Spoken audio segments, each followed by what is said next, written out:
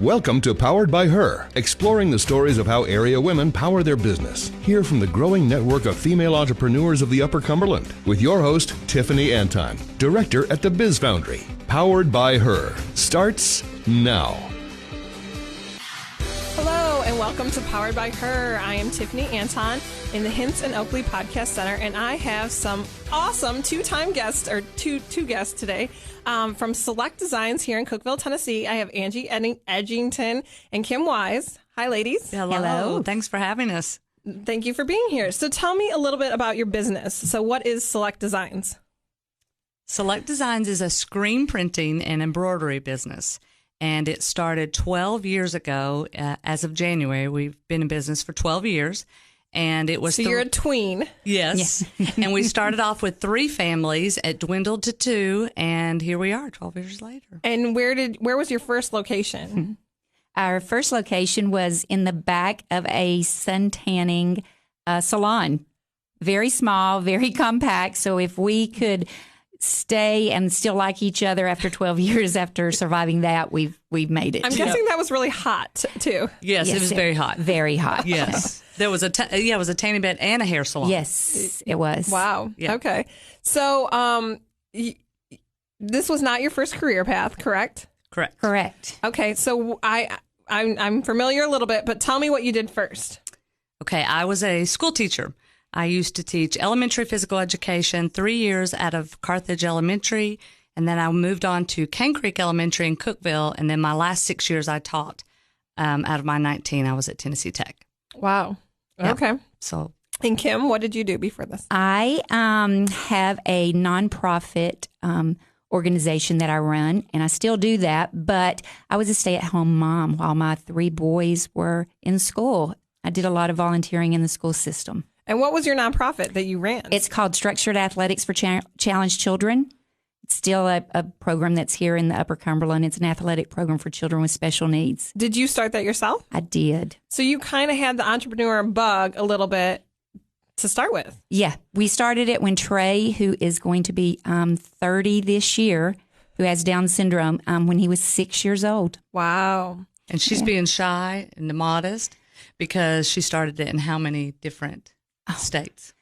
We started it when we were in North Carolina, and we had 6 programs up and running.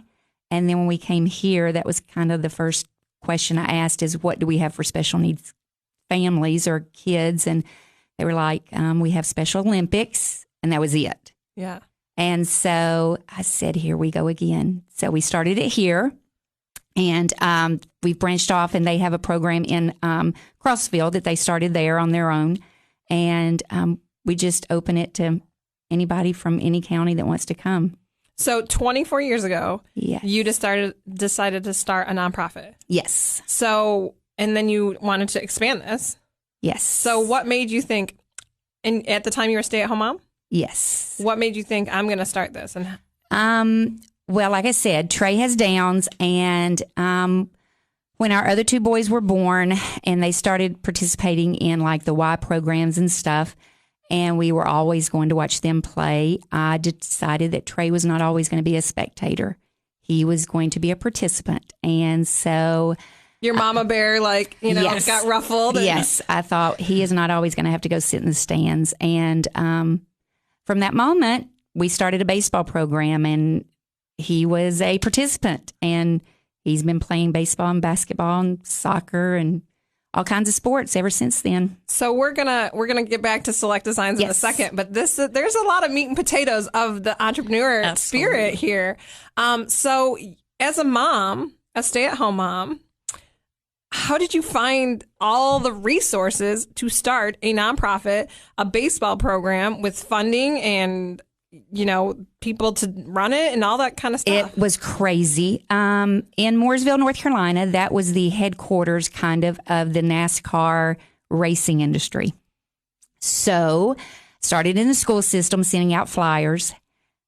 How many parents would be interested in their kids participating in something like this? And our first season, we had like 25 kids. Wow. And we did a fundraiser, and it was an auction.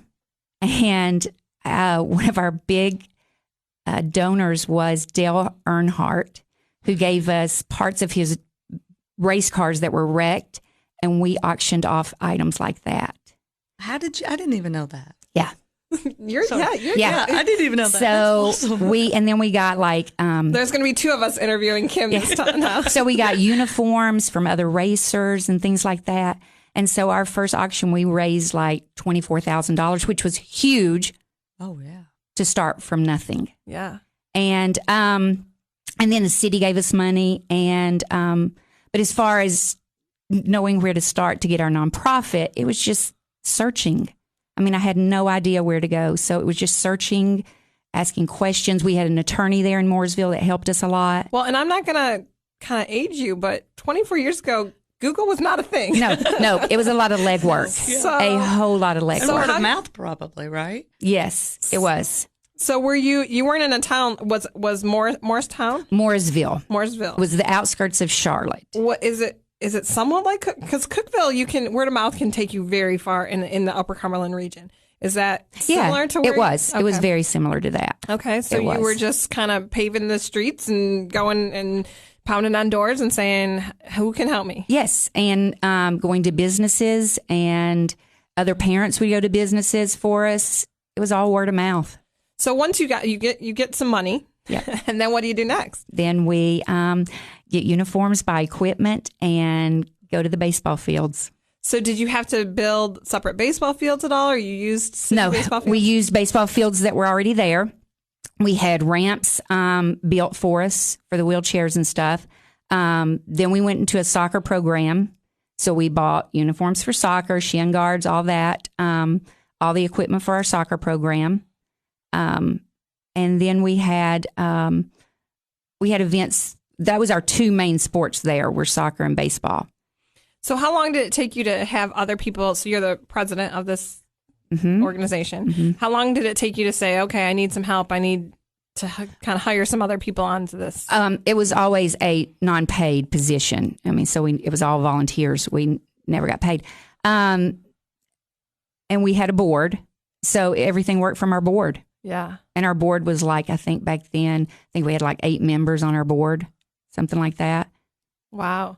And so is it currently still unpaid? All this is volunteer run? Yes, it is all volunteers. Wow. Sure is. And how many chapters are they called? Right now we have 5 chapters. Okay. And here in the Upper Cumberland, we have about 125 participants. And how many sports are you in now? We have 4 sports that we offer, and then we do like a banquet in November where every participant is recognized for every sport they participated in, and their names called out. They come up and get a medal for every sport they participated in.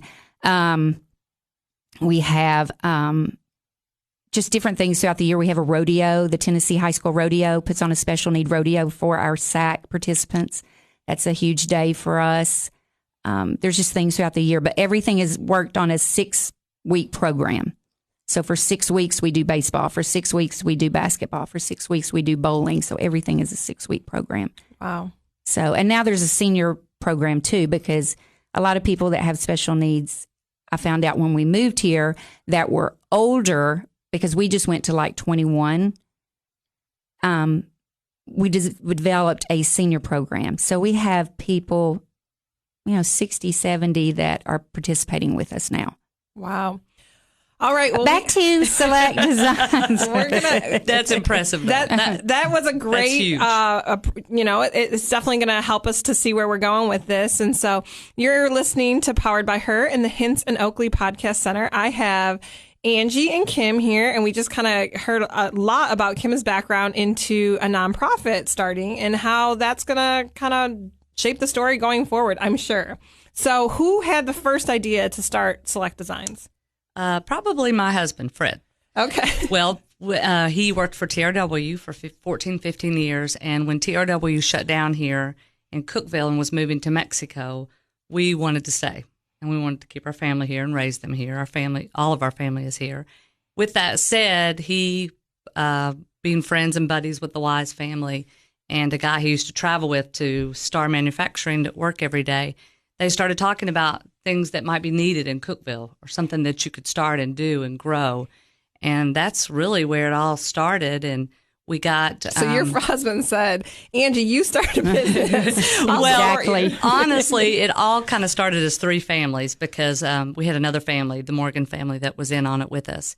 And at the time, and it was their tanning bed and hair salon that we started in the back of it. But we don't really know why. We look back now and we said, why did we even do this?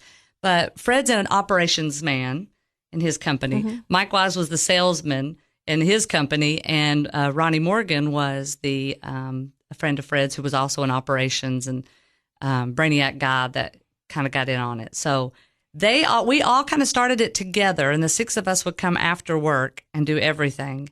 And then slowly but surely, we realized that our husbands' jobs had to pay for everything and the bills and the family to feed. And they said, we maybe have to be out. And the Morgan family got out, and Kim and I don't know why, we looked at each other and we said, we can do this.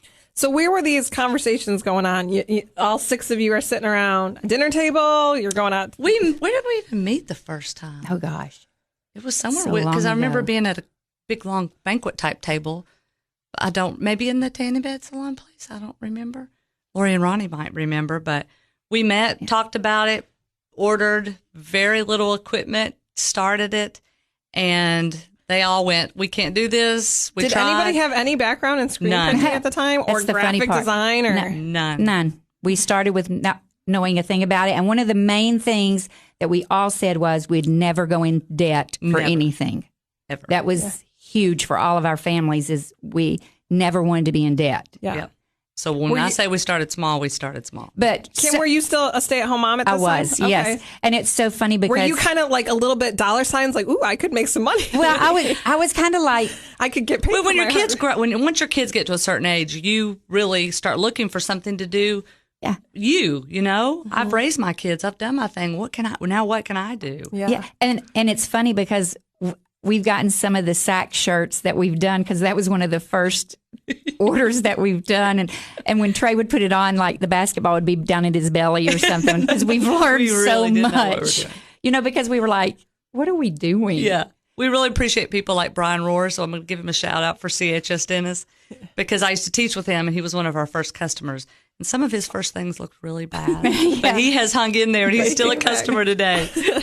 But it is funny because we've learned so much. I mean, it was all trial and error there for a while. How did you learn? Let's try doing it. Yeah. And Fred read research, a lot, a whole lot of research. Did you go anywhere to find mentors to say, okay, hey, there's some other...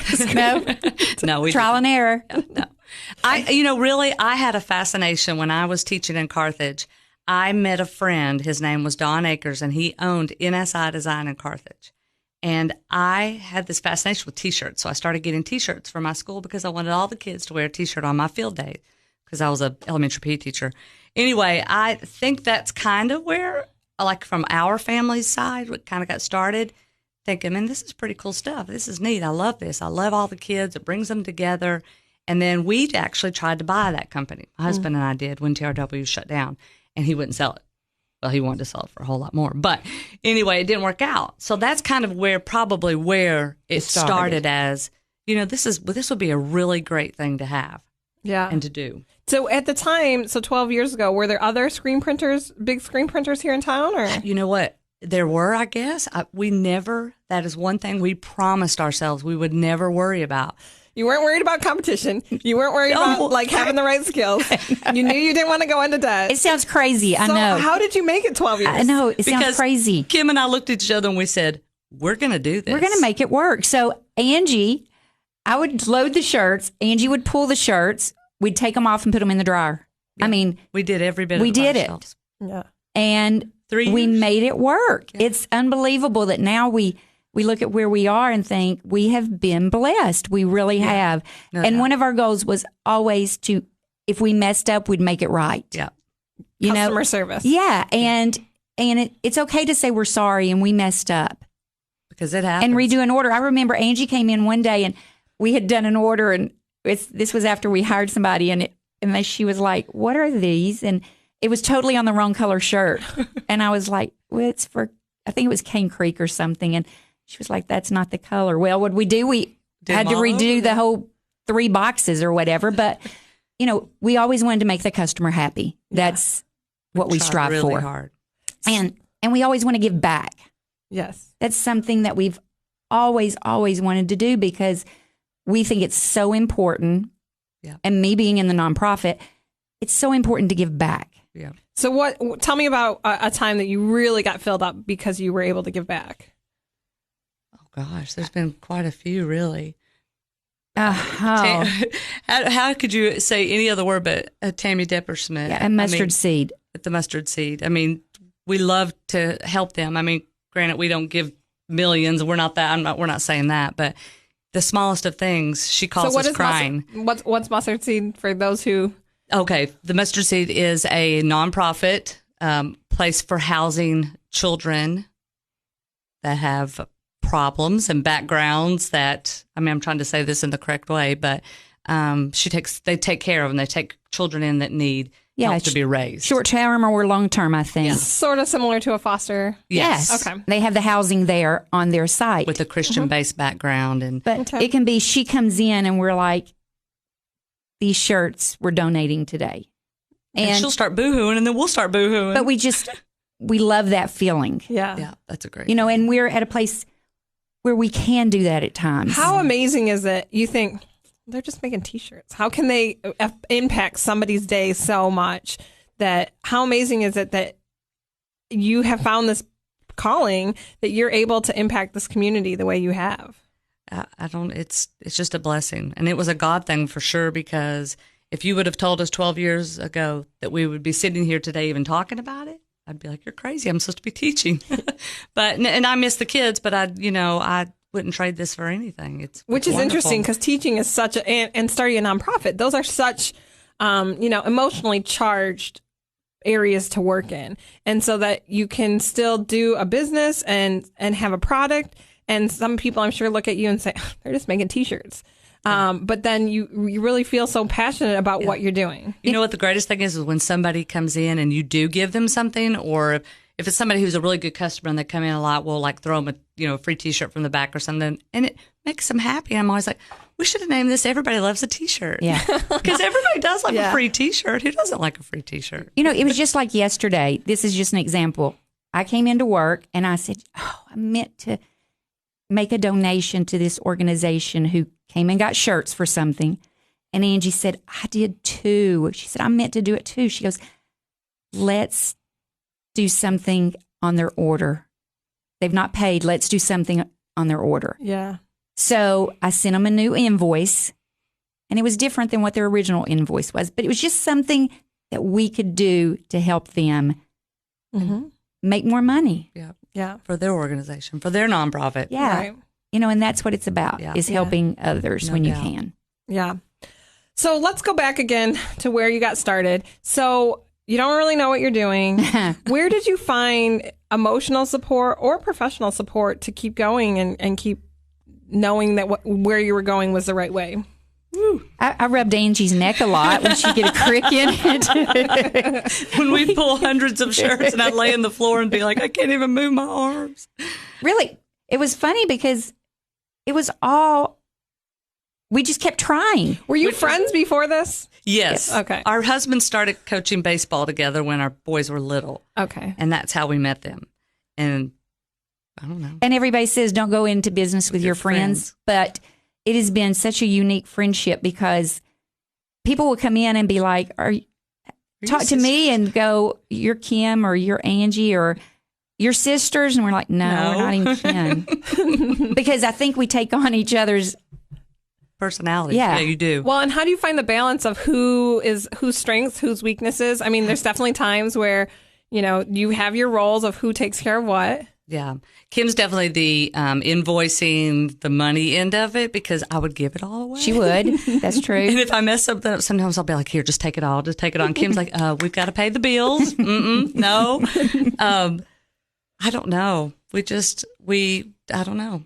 We think a lot alike. We do. And I think we've had words like harsh words, maybe once or twice, but we get over it. Oh. Like it's amazing. What? And it's never really harsh words. It's just, hey, this is the way I think it, and this is the way you think it. We're not really thinking alike, but at the end of the day, you've got to come together and make it work. It's just part of it. It is amazing. Yeah. What advice did you receive early on in those year or two when you're in the back of the tanning bed that you think might have helped shape the direction and where you were going with things?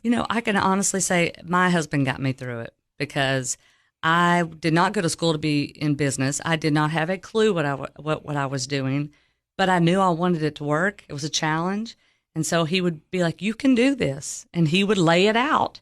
And sometimes he would lay it out for Kim and me. This is how you all need to do it, and it'll work. You can do this. Yeah. So that was a big part of it, because he does have that background of an operations. Right.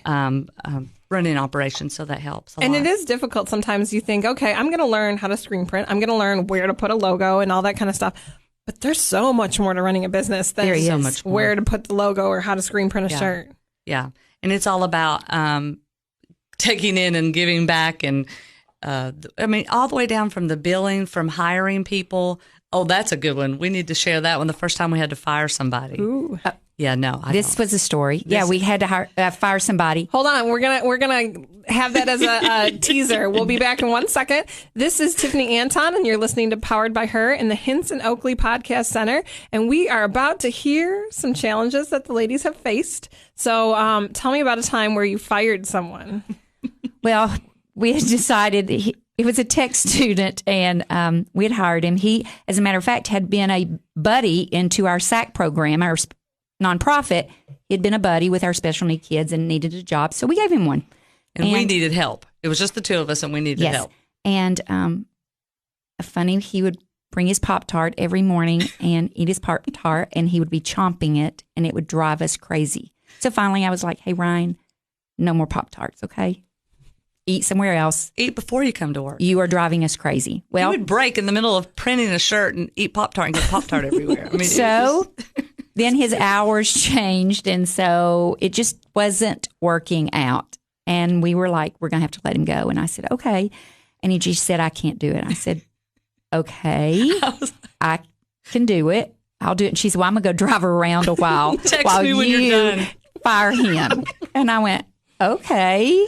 So she left. I got in my car and I drove, and I kept looking at my phone. It was a flip phone back then. Is she going to text back? Is she going to text back? I said, Ryan, I said, I need to talk to you. I said, this isn't really working out with your hours and what we're needing here. And he goes, oh, okay. And I was like, is that it? And he was like, it's fine. And I said, okay, well, I guess your last day will be Friday. He said, okay. I texted Angie. I said, it's okay. You can come back now. So I was a nervous wreck. Like my palms were sweating. I was driving around thinking, oh my gosh, he's probably so hurt right now. So what if he got mad? You left her on her own. I know. I couldn't be there. I think she knew I could handle it, I guess. I don't know. But yeah, that was our first funny and we've had a lot of funnies of people that we've hired along the way. What any other obstacles that you can think of, like things that you had to overcome, especially as a dual female business owners? That's not, for 12 years, that's not the easiest, place to put yourselves. Any obstacles that, especially as women, that you've faced? No, I have to think about that one. I know part of, like, I deal with the screen printing end of it, and we have 4 full-time employees that work with us. And I have, sometimes it's hard, be careful with my words, but making sure that everybody understands that I am in charge, but at the same time, I expect someone in my shop to run the show. Yeah. Am I going down do you understand what I'm trying to say with trying to say it right? Be assertive, but not to be inappropriate, I guess. Inappropriate and inappropriate as a woman, coming from a woman. Yeah. So I have to really be careful because it is a male in that role, and I think sometimes it's difficult. Yeah. It can be. I think it's a skill to learn how to assert ourselves. Yes. And know that our expectations are out there, but not in the wrong way, and not just say, oh, she's just emotional because she's a woman. Right. And the thing about it is that's good is because I don't always handle those situations right. And I don't always handle them well. And that's where I go and I say, hey, Kim, could you go down there? And Kim's very assertive. Kim's very powerful. That's a good word for you. And she gets the situation under control. So do you think you don't hold on to like the worry of how's this going to be taken, Kim? Probably not. No. I don't think I do. No. I kind of just say it. Yeah. And she's helped me in that sense where I would worry about stuff like that. I don't as bad anymore. I'm doing better. Yeah. She is doing much better. Let it roll off your back. Yeah. And what skills have you learned from Angie that you've... Well, let me think there for a minute. To be nice, Kim. Yeah, to be nice, Kim, because I am. How often do you utter those words? Look, be nice, Kim. I try to be nice, Kim, now. No, there was a time when somebody would come in and like if something wasn't right, but it really wasn't our fault, I was very defensive. Yes. Very defensive. And Angie was like, oh, you scared that person to death. I mean, they were like scared to death. So I've had to kind of roll back that. Yeah. Do you find Angie's more of the front end, the face, and you're kind of more the back end? Yeah. Yeah. Which is, I mean, there's a... Hey, it works. It does. It works Absolutely. for us. Yeah. And that's, I think, when you have partners, you kind of need to know, okay, here's my strengths, here's my weaknesses. Absolutely. And we feed off both of those. Yes. You know, and we've learned that. Yes. Do you think that there was a lot of rockiness learning that? No, I don't. It was seamless. It was, you knew it. We rolled with it. Yeah. That was her role and this is my role and it just works. Yeah. And it just works. So, what advice do you have to other women out there that want to start a business that maybe have no clue about what they want to start? Well, used to we would think, what are we doing? Why are we doing this? Now we look and we say, man, we've done this. This is great. Mm-hmm. We're proud of it. And to be proud, to know that you can do it, you may have to ask for help. You may have to reach out to others. And there is nothing wrong with that. Nothing wrong with that at all. Kim, what advice would you give? Yeah, I think the same thing. I think it's okay to ask for help, and don't be embarrassed to do that. I think a lot of time people are embarrassed to say I need help. With my biggest problem was like state reports and things like that. Yeah. That was a big hurdle for me, and I'd have to call our accountant a whole lot, and just ask for help. But I think it's important with entrepreneurship to know you don't have to have all the answers. Absolutely. No. It's a lot to even just know your trade, whether it's fashion or screen printing or a technology. It's a lot just to know your trade, but then to know all the other facets of how to manage other people, hiring other people, or accounting. There's a lot to understand and know, and it's okay to ask others. Yes. And you learn every day. I mean, there's things that we still learn every single day after 12 years. There's new stuff that we're learning. Like, with the embroidery stuff, we just brought it on 5 years. Yeah, 5 years ago. So there's new codes that come up on the machine every day, and I'm like, I have no idea what that means. But see, now you have Google to help you. Yeah, yes, absolutely. Exactly. YouTube videos. Exactly. That's huge. Yeah. Could you imagine starting a nonprofit now with the research? Like, do you think it would just be a breeze? Oh, yeah. It would be so much easier. Yeah. So much easier. Well, the answers would be there for you. You wouldn't have to dig for them as hard. Yeah. Yeah. Well, you're kind of a pioneer in that aspect of paving the way for other nonprofits, that you did the things to start. And so people could probably Google what you've done and find out what you did to start a nonprofit and recreate that themselves. Mm-hmm. It's kind of a cool, not to age you again. I know. Yeah. 'Cause I did it when I was 12. Right.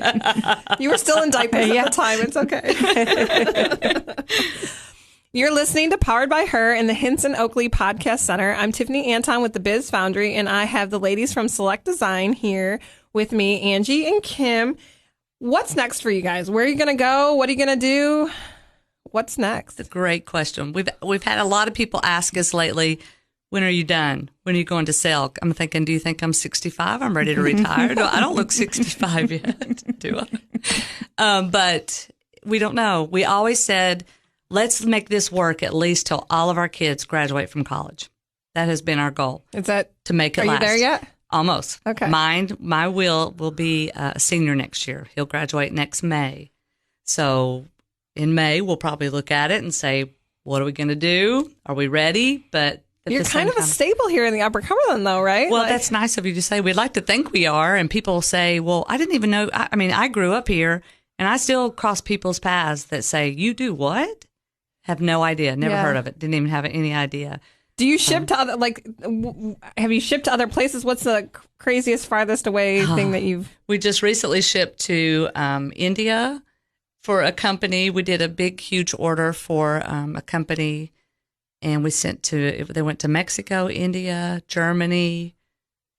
Good grief. The Netherlands, that's in the area. But anyway, I don't even remember where all they shipped. We got them to the company, and the company shipped them all out for us. But we knew we had to do all those shirts for those different places. So that's pretty cool. That's neat. Very cool. Yeah. But we do everything we do is more local than anything. Yeah. So. But I mean, I'm sure that's beyond your wildest dreams to ever ship. I know that our stuff in is the back of the tanning bed area. Exactly. Someday we'll ship to India. Yeah. So just recently, Kim's youngest just graduated from college, and we've kind of been toying around a little bit with if he wants to get involved in the business. So we're looking to see maybe if Spencer, are you listening?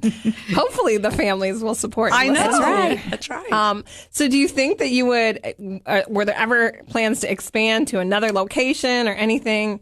Maybe you want to retire in Florida and open Select Designs too in Florida? No. No, that's, there was a point in time where we knew we either had to grow or we were just going to stay the same.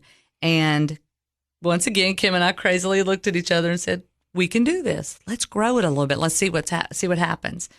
And that was when we added 2 more employees, the embroidery machine, more employees up at the shop. Moved our building. We've moved twice for expansion. And you're in 2 separate. Right. Your screen printing's in one area, right? Right. Yes. Like 3 doors down from where we are now. And then you have a kind of a showroom. Yeah. A small retail storefront up there.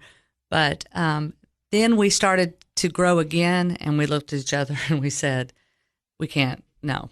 I mean, we wanted to stay sane. Yeah. If that makes sense. So we decided that where we were at was a good place to be. It's helping raise our families and get our kids through college. And I don't know, like you said, it's a happy place. It's a happy place, and we were empowered to just stay right where we were. Yeah, you took something from nothing and the skills. Very little skills. Yeah. Very little. We're masters now. And you're training other people and all that kind of stuff. So you've really made an impact. And our employees, I will say, especially in the screen printing end of it, 2 of them have been with us for 8 years, and they are very knowledgeable. They are wonderful. And if it wasn't for them and our other employees as well, but we would never be where we are. They don't bring Pop-Tarts. They don't bring Pop-Tarts. They're very professional, and they work very hard for us. And we're very, very blessed to have found. Actually, they found us. Mm-hmm. They called us on the telephone, or one of them did, and said he used to live here, worked at Wilson, was moving back to the area, saw us in the Yellow Pages. Yes, that dates us. And asked if we were hiring, and we weren't. We didn't think. We took his number, fired the Pop-Tart guy, and called him. And 8 years later, was one of your interview questions, what flavor Pop-Tart do you like? Do you like bringing your Pop-Tarts to work? No, we just let him bring his kid. Yeah. That's the start. It worked for us. Yeah. And that's the nice thing about a kind of a small mom and pop shop is that, or mom and mom shop. Yeah, that's right. Mom and mom. That's right. That you can just say, okay, well, that'll work. We can, work around it. Yes. Yeah. That's awesome. Well, thank you guys for coming today. I really appreciate hearing your story and learning so much more, and just knowing what you guys are doing in this community. Thanks. Thank you. For having us. Visit them on Instagram at Select Designs or visit their website at www.selectdesignstn.com. Thanks for listening to Powered by Her and the Hinton Oakley Podcast Center.